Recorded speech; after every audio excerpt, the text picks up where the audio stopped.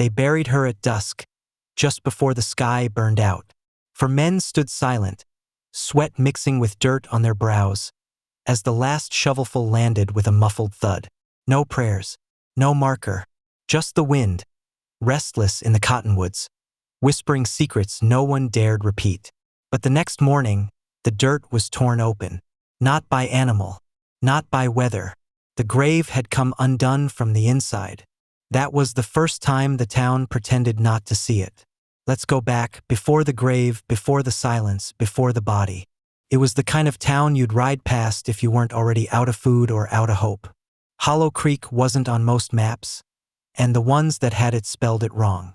A scattering of timber-framed buildings clung to a dry riverbed, half-leaning, sun-bleached, and always a breath from collapse.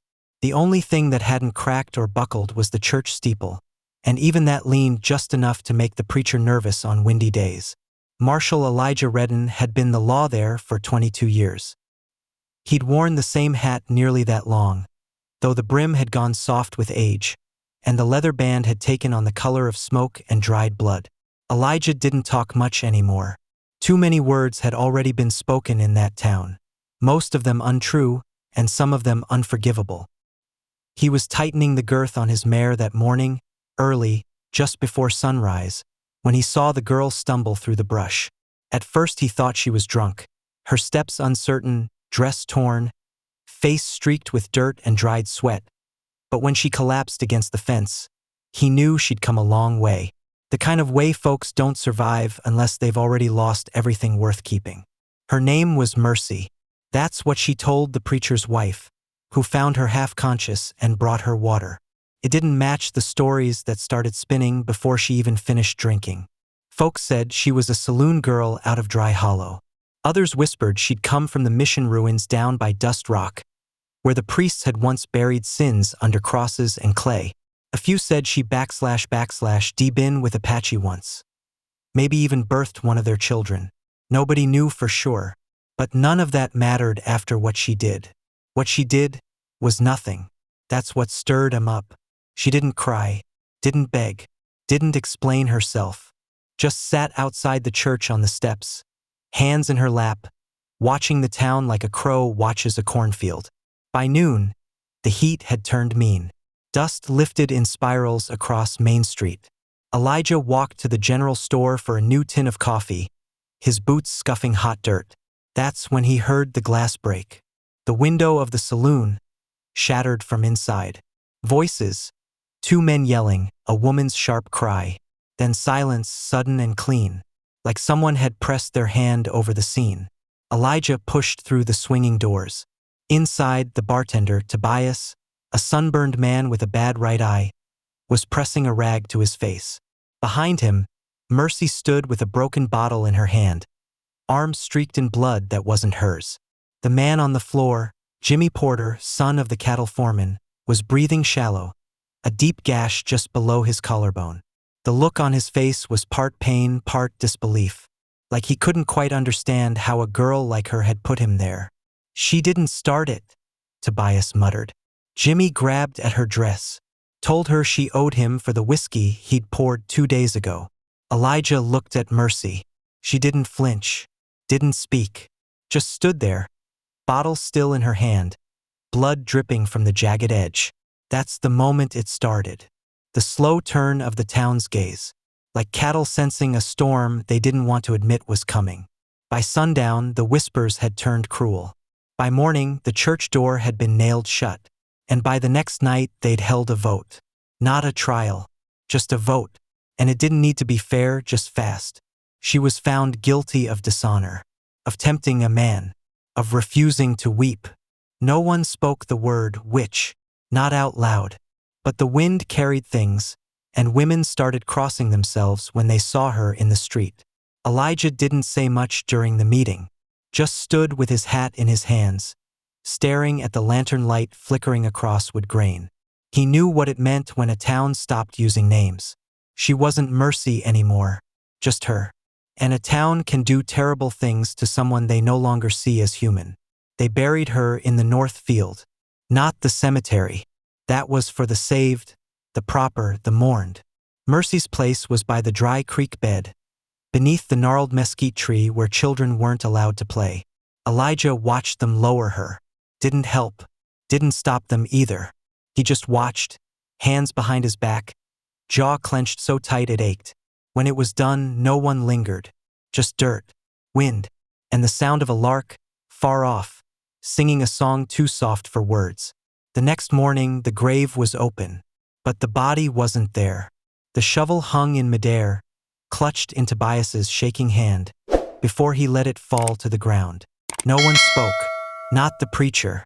Not the boy who'd first spotted it. Not even Elijah, whose silence now carried weight like an old wound. The grave was empty. The earth hadn't been dug out. It had been forced open. From beneath, as if the dead had changed her mind. The preacher crossed himself with trembling fingers. Coyotes wouldn't leave it that clean, he muttered. Ain't even a trace of claw or drag. Then what took her? Tobias asked, but it wasn't a question. It was a fear. Elijah didn't answer. He crouched down, ran his palm over the soil. Loose, turned, still moist underneath. She hadn't been in there long. He could feel the shape of the pine box, still broken beneath the weight of the dirt. But no bones, no body, just the feeling of something wrong, like standing in a room right after someone screamed. Word spread by mid-morning. That kind of thing always did. By noon, the town was split. Some said she'd faked her death with Indian medicine, some charm or root they used to slow the heart. Others swore it was a demon walked in her skin, that she'd seduced the grave the way she seduced the men. A few whispered about ghosts, but those were the quietest of all because ghosts don't care for being talked about. Elijah sat outside his office, coffee gone cold in his tin cup, and listened to the town come undone. He knew what they'd ask for next. By dusk they did. A second vote. This time not about guilt, about fear. She's out there, Marshall, said Claiborne, the banker's cousin, who'd been in Hollow Creek all of 3 months and still thought fear made him sound important. And if she's walking, she ain't walking for peace. They wanted a search party. They wanted rifles. They wanted to find her and make sure she stayed buried this time. Elijah didn't stand up. Just let the silence weigh down the room. Let them feel the air getting heavy. Anyone see her? He asked. No one answered. Anyone hurt? Still no answer. He stood, slow, deliberate. Then leave her be. She's cursed, Marshall, Claiborne spat. If we don't do something. She was alive when y'all buried her. The words dropped like stones in a dry well.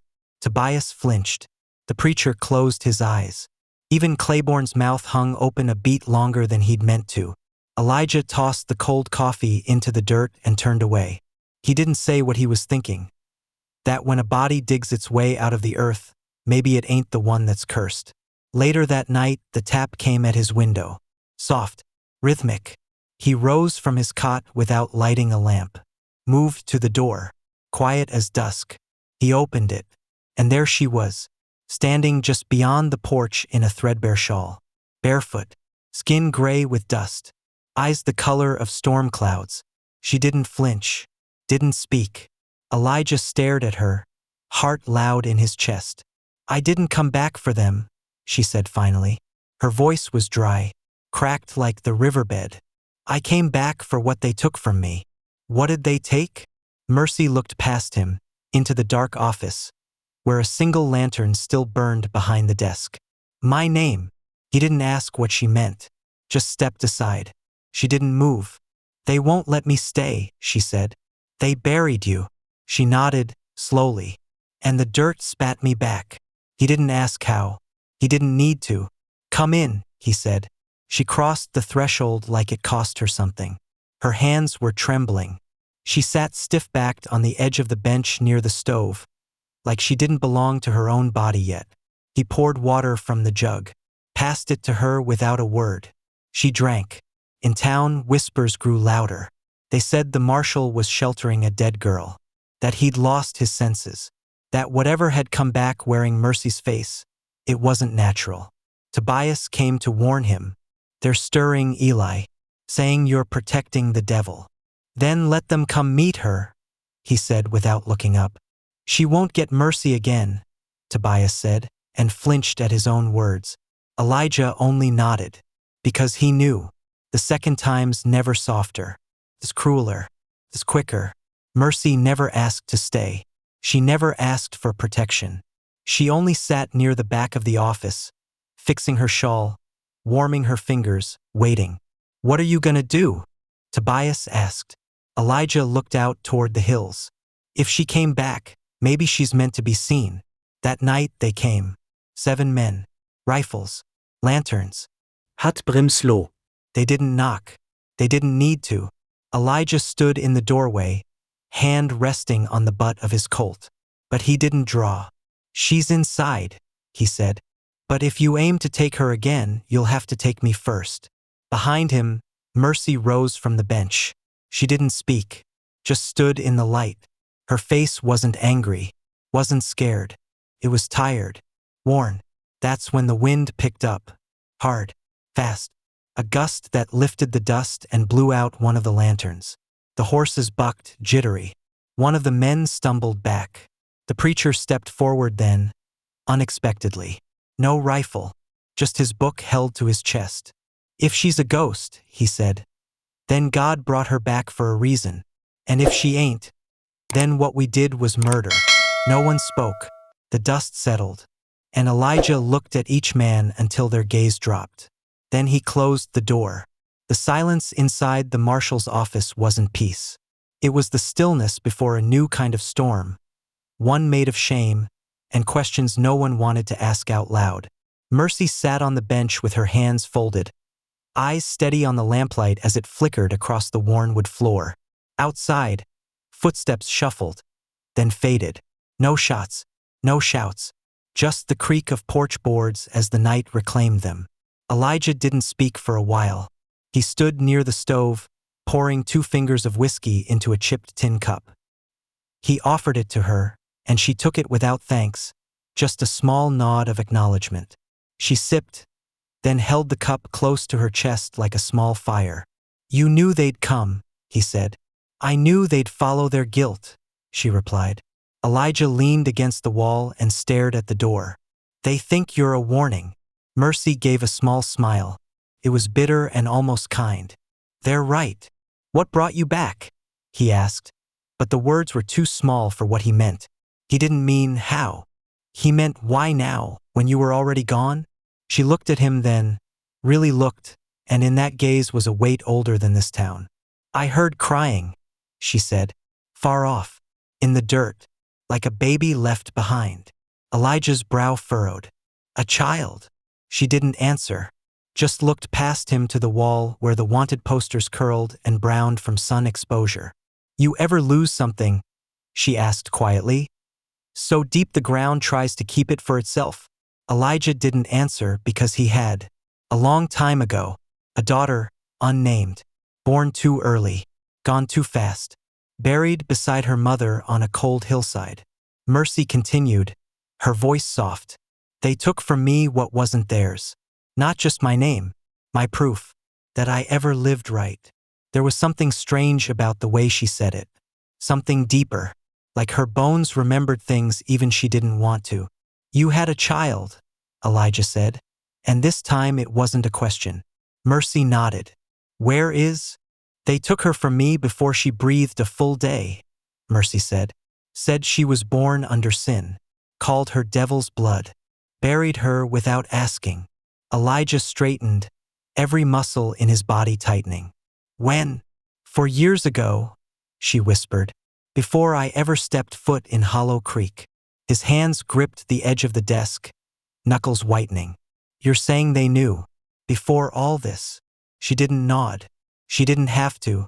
Elijah stared out the window, but all he saw was the grave again. That crooked tree, the loose earth, the lie they called justice. The next day he rode to the north field alone. The grave was still open, but now beside it was something new. An indentation in the earth, smaller, shallower, like something had been uncovered beside her. He got down off his horse and knelt beside it. He ran a hand over the dirt. A child's grave, unmarked, untouched for years, hidden beneath a patch of scrub, and now opened. She hadn't come back for vengeance. She'd come back for her daughter. When he returned to town, something had shifted. People looked at him longer, looked at Mercy longer. Their fear hadn't gone, but it had been joined by something more fragile. Uncertainty, the kind that breaks a person open from the inside. That afternoon, 2 women came to the marshal's office. One was the preacher's wife. The other was Annie Holloway, who ran the schoolhouse. They didn't bring pitchforks. They brought a shawl, folded neatly, and a clean biscuit wrapped in cloth. "We don't know what's true," Annie said, "but it feels wrong to leave her with nothing." Mercy accepted the gifts without a word. That night, Elijah and Mercy sat in the dark, watching the fire crackle low. "You could run," he said. She shook her head. "Running don't change what's buried." "You want to stay?" "I want them to say my daughter's name." The next morning, Elijah rode to the church. The preacher stood alone, watching crows circle over the cemetery. "She named the child," Elijah said, "and you buried her without asking." The preacher closed his eyes, his shoulders sagging. "We were told she was born of a Comanche father, that the mother, Mercy, was unclean. There was pressure from the landowners, from Dry Hollow." Elijah stared hard at him. "And now I know we buried more than just a child." By the following Sunday, a small wooden cross stood beside the mesquite tree, just where the grave had been. Carved into it, in slow, imperfect letters, was the name Leora. The wind lifted gently through the cottonwoods, and for the first time in days, no one called her ghost, or witch, or devil woman. That night, Elijah walked the long road back to the office and found Mercy on the porch, rocking slowly in the old chair. "They said her name," she said, without looking up. "They did. Then I can sleep. You don't have to go." Mercy stood, turned toward the horizon, where the last light was folding into stars. "I think I was only ever meant to come back for her." And with that, she stepped off the porch, into the dark, and was gone. The wind had a different weight to it now, less like a warning, more like an echo of something settled. Hollow Creek carried on the way towns do after being caught in their own reflection. Slower, more cautious, as if afraid their own footsteps might stir the dust back up. But no one talked about Mercy aloud. They didn't speak of the night the grave gave her back. They didn't talk about how 7 armed men had come and left with their hats in their hands. They didn't mention the child's name carved into the cross by the north field, though everyone knew someone had placed a small daisy there, fresh each morning. And Elijah, he changed, not outwardly.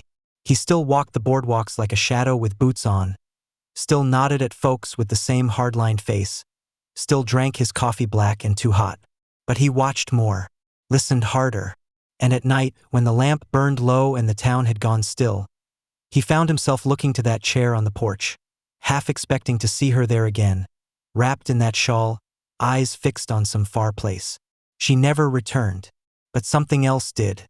It began with a rider spotted near Dust Rock Ridge, just before dawn. A tall figure on a black horse, not in uniform, not marked as outlaw, but traveling with purpose. 2 days later, smoke was seen in the canyons, but no fire was found. Then came the hoofprints, deep and fresh, leading toward the river. Too many for one man. Elijah listened, pieced it together slowly. The way one would a bad dream that wouldn't leave. The kind of thing you don't say aloud until you're sure, because once said, it becomes real. The preacher came first. "They've been sent," he said, wringing his hat in both hands. "Who?" Elijah asked, though he already knew. "Dry Hollow," the preacher answered. "The ranchers, the old families. Word spread that you protected a devil woman, that you let her curse take root." Elijah stood, slow, walked to the cabinet behind his desk. He opened it and looked at the iron laid inside, his rifle clean and cold, a relic of law that hadn't needed drawing in over a year. "What are they coming for?" he asked. The preacher didn't answer. They both knew. It wasn't about Mercy. It was about the town's shame, and shame doesn't like to sit still. That evening, the sun went down red as fresh blood. A dust storm teased the edge of the horizon. Elijah watched it roll slow, like something thinking. By nightfall, 2 men rode in. Not thugs. representatives. One was Mr. Caro's son from Dry Hollow. Crisp shirt, polished boots, smile sharp enough to cut hide. The other was a man named Vel, hired muscle who never looked anyone in the eye. They tied their horses out front like they owned the land, then walked into the saloon, where Tobias poured them whiskey without asking. Word spread. The law was coming down from outside. Elijah met them on the boardwalk. Caro Jr. smiled like a man inspecting a broken fence. "Marshal Redden," he said. "Heard this town's been entertaining ghosts."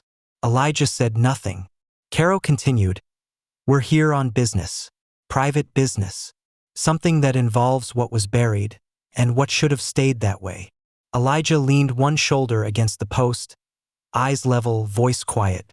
"She's gone. There's nothing here for you." Caro glanced toward Vel, then back. "See, that's where we disagree. There's a price when fear gets turned into legend. When the story of a girl digging out of her own grave gets passed from ranch hand to ranch hand, you get folks asking the wrong questions. You get women thinking they got choices." Elijah's hand twitched, not toward his gun, just clenched, slow, behind his back. "What is it you're after?" he asked. "Closure," Caro said smoothly, "and a promise it won't happen again. We're looking for any remains that might still linger. Piece of hair, bone, shawl, anything. We aim to burn it clean." "Why now?" Caro shrugged. "Because stories like hers catch fire, and Dry Hollow don't abide flames that start on their own." Elijah looked past them toward the stables, toward the cottonwoods, toward the grave that wouldn't stay shut. "No one / is burning anything," he said. "You'd protect her again?" Caro asked. "No," Elijah replied. "I'm protecting us from becoming the kind of people who kill truth twice." Caro's smile faded. "This isn't a choice, Marshal. Then you'll have to take it from my hands." Vel stepped forward, hand hovering near his holster. Elijah didn't flinch. A gust kicked up the dust then, swirling hard across the street. The lantern on the saloon porch flickered. A shutter clapped once, loud as thunder. And in that single breath of stillness that followed, something strange happened. A child's laugh, soft, clear, from behind the church. Caro stiffened, turned, but there was no one there. No footprints, no silhouette, just the creak of the weathered cross on the hill. "You feel that?" Vel muttered, voice low. Caro didn't speak. Elijah stepped forward, just once. "She came back for her child. She got her name spoken. That's more peace than most get. Leave it there." Caro glanced at the graveyard again. His mouth tightened. Then, without a word, he turned and walked back to his horse. Vel followed, but slower, uneasy. They rode out under the weight of their own silence. That night, Hollow Creek slept light, but it slept, and no one touched the grave. 3 weeks passed. The sun kept rising. The wind kept moving through the cottonwoods like it always had. And the town, though it never quite went back to how it was, began to breathe again. No one saw Caro return. No riders from Dry Hollow. No lanterns swinging low on the ridge trails. Just quiet. Elijah never spoke of that night. He didn't need to. Folks understood, in the way small towns do, without names, without full sentences, that something had come close to breaking, and hadn't. They left the grave alone. The cross stayed upright, firm against storms. And every morning, just as the light kissed the tree line, someone left a single daisy at its base.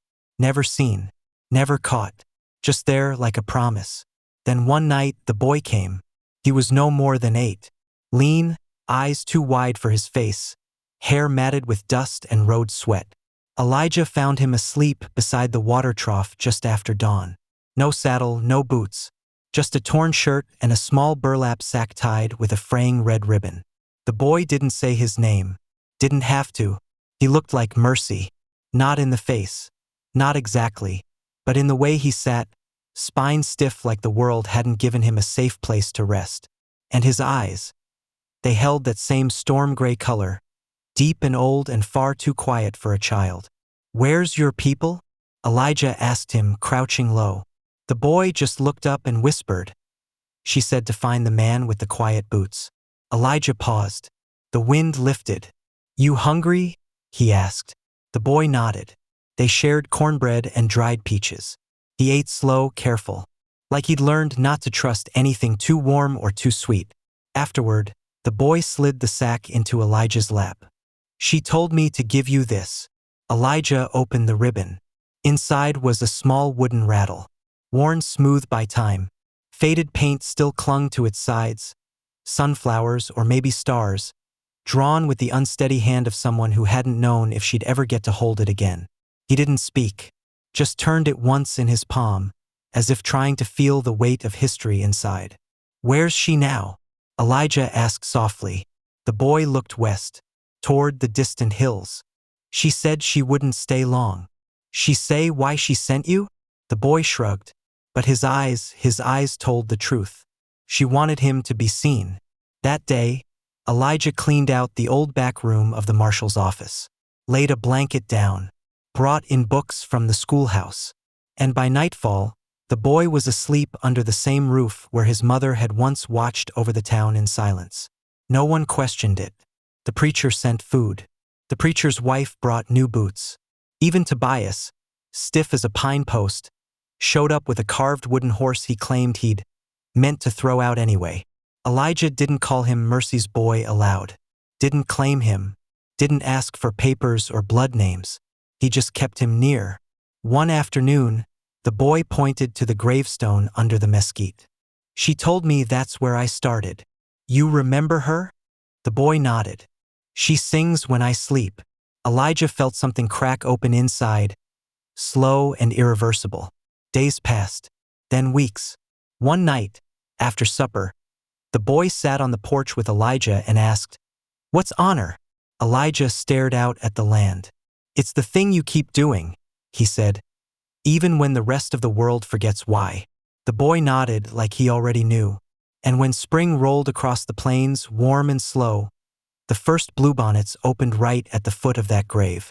Leora's name caught the morning light, and in Hollow Creek, a place once known for silence and fear, folks started telling a different kind of story, not of a cursed girl or a ghost, but of a mother who dug herself out of the ground, not for revenge, not for wrath, but for the right to say her child's name out loud, and to make sure someone remembered, even if it was just a marshal with quiet boots and a boy with storm-colored eyes. Because sometimes, it's not the dead who haunt a place, it's the truths we bury, and sometimes, the ground just won't hold them. Years passed. The boy grew. He took to carving things, birds, ponies, strange shapes he said were memories of places he'd never seen but dreamed about often. Elijah let him whittle on the porch, let the shavings gather at his feet. Never scolded him for the mess. That porch had seen worse. People started calling the boy Ash. No one remembered who started it. Maybe it was because he always came back with soot on his palms after tending the stove. Or maybe because Mercy had once said she'd been born from fire, and ash was what she left behind. Ash didn't talk much, but when he did, his words carried weight. He'd sit in the schoolhouse and ask questions that made Annie Holloway pause mid-sentence. Not the kind of questions boys his age usually asked. Nothing about hunting or horseplay. More like, can someone own the sky? Or once, if truth is buried, does it turn into something else? That one had made Elijah look up from his desk. The town had changed. Not fast, not loud. Just a little softer around the edges. People planted flowers where once they'd let weeds grow. Someone fixed the church bell rope, and it rang true again on Sundays. Folks nodded more, held doors, offered help before it was asked. But still, no one spoke of Mercy outright, until one spring morning when a rider came through, alone, dust-caked and hollow-eyed, a man out of Dry Hollow. He didn't ask for food, didn't ask for water. He just walked into town square, opened a satchel, and nailed something to the post beside the saloon. Paper, hand-scrawled, a bounty, wanted for desecration of burial grounds and incitement of pagan beliefs. Below it, a name, Mercy Willow, and below that, dead or alive. The town stood still. Ash stared at it a long time, shoulders square. He didn't flinch. didn't cry. He just turned and walked to Elijah's office. "She's still alive," he said. Elijah's chest felt hollow. He hadn't let himself believe it. Had convinced himself that final walk into the horizon had been just that. Final. "You sure?" Ash nodded. "I feel her. Some nights she speaks. Not with words. But she's there." Elijah stood and took his hat from the wall. "Then it ain't over." They left that afternoon. Just the two of them. No fanfare. No town vote. No goodbyes. Just boots on dirt, 2 horses, and the road west. They traveled days. Followed rumors, shadows, the occasional fresh track that didn't make sense. Stopped at 3 towns. One claimed she'd passed through selling beadwork. Another swore they'd seen her heal a boy with a fever just by touching his cheek. But no one had proof, until they reached a canyon near Sparrow Ridge. There, at the base of a cliff, was a cluster of makeshift graves. Stones placed with care. Cloth tied to branches fluttered in the wind. Red, blue, soft yellow. Prayer colors. And in the center, a shawl. Faded, threadbare, but familiar. Ash knelt beside it. "She's been here," he whispered. Elijah stood still, eyes scanning the cliffside. Then movement. A figure stepped out from behind the rocks. Not young, not untouched by time, but her. Mercy. Face lined with sun and sorrow. Hair streaked silver. But her eyes, still gray as storm clouds, still steady. Elijah took off his hat. Ash didn't move, just stared. She smiled. "You grew." He nodded. And then, at last, his voice cracked. "They came for you again. I know. You left to keep us safe." "I left," she said, "because I knew they wouldn't stop until someone paid for their shame." Elijah stepped forward. They put a bounty out. Dry hollows still hunting ghosts. Mercy sighed, looking out across the canyon. "Let them. You can't keep running," Elijah said. "I'm not. I'm gathering." Elijah's brow furrowed. "Gathering?" Mercy gestured behind her. From the rocks stepped others. Women, children, men marked by scars of exile. One held a flute. Another wore Spanish beads. A Comanche elder stood among them, watching silently. "All the ones they tried to bury in silence," Mercy said. "They found each other. Found me." Ash looked around, wide-eyed. "It's not a war," Mercy said softly. "It's a remembering." Elijah looked back down the trail, back toward Hollow Creek, toward the town that had tried to erase her, and then learned to live with her memory. "If they come again," he said. "We'll still be here," Mercy replied. He nodded. Ash took his mother's hand, held it for the first time, really, and for the first time in years, Elijah felt something he hadn't dared hope for.